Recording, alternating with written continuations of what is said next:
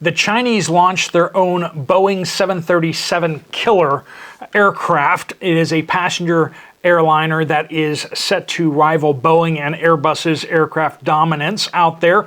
We're going to cover that as well as a whole bunch of other news stories, including how the debt limit may be in trouble. We're going to be talking about NATO troops in Kosovo seizing town centers due to the escalating conflict over there.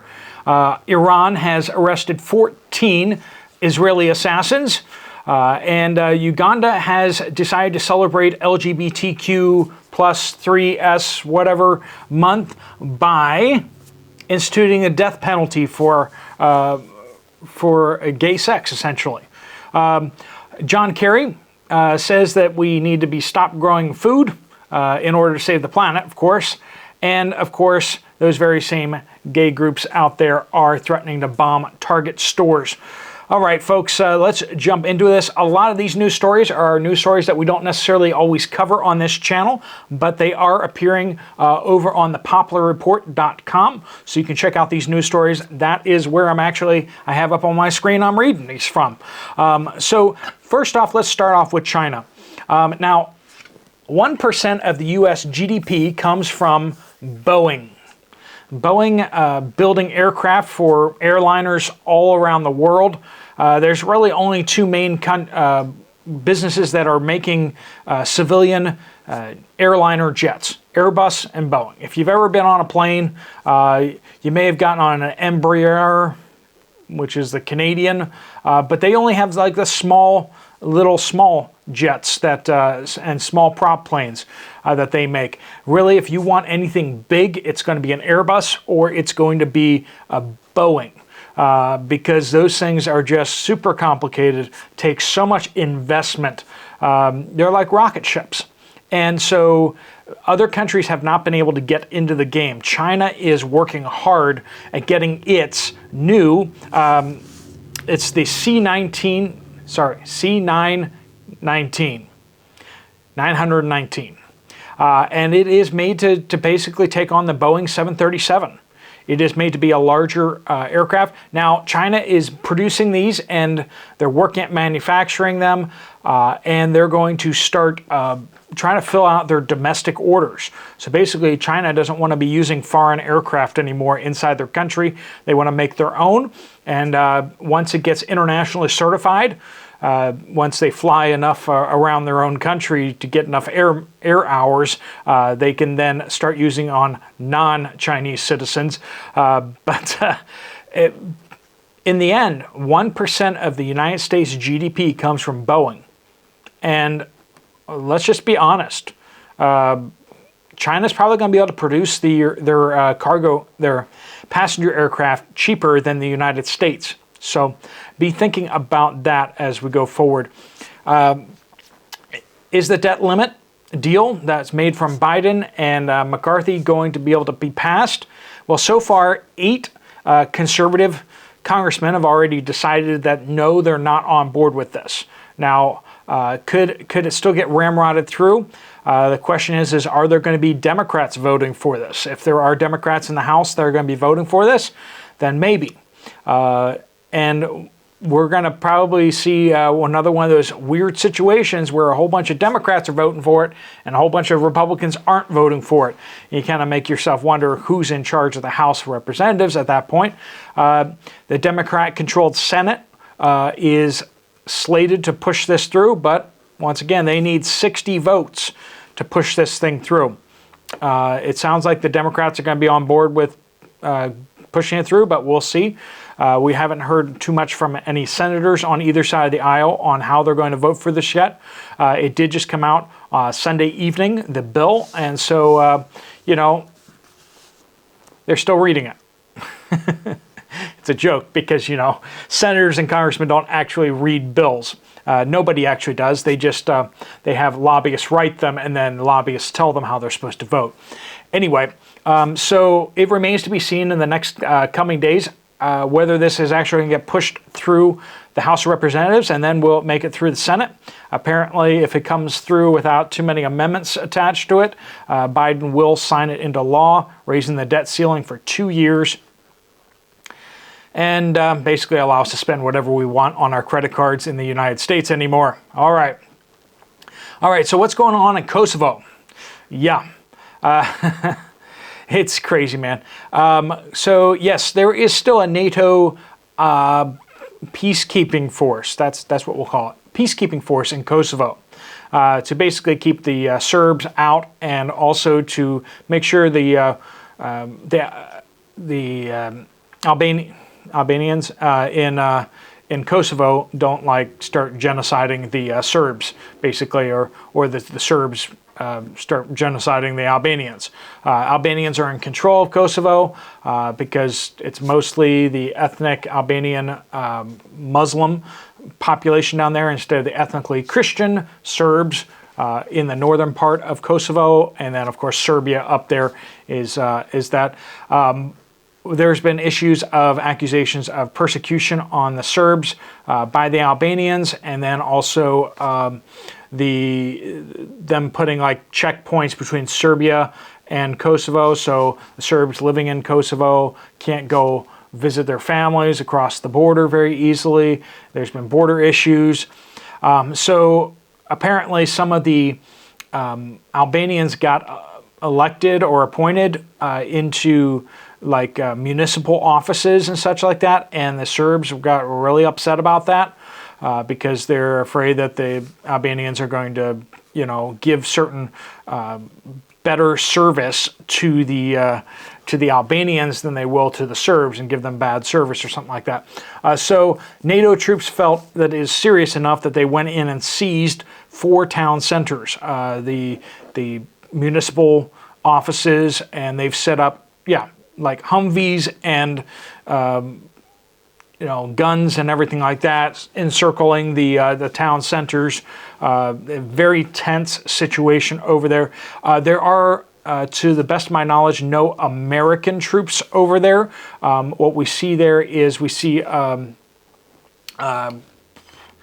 see, Macedonia, North Macedonia. Sorry, I had it up on a different screen here. We got K4 units from North Macedonia, Albania, and Moldova, as well as Italians. So they're NATO troops, but they're not United States troops. I know it's surprising to actually have non-U.S.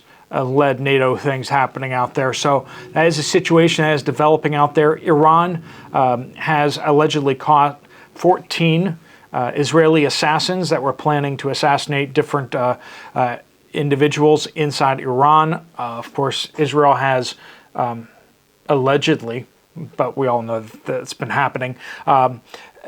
Iranian nuclear scientists and people with the nuclear weapons programs have been spontaneously combusting when magnet bombs get attached to their cars and their vehicles explode and that kind of stuff.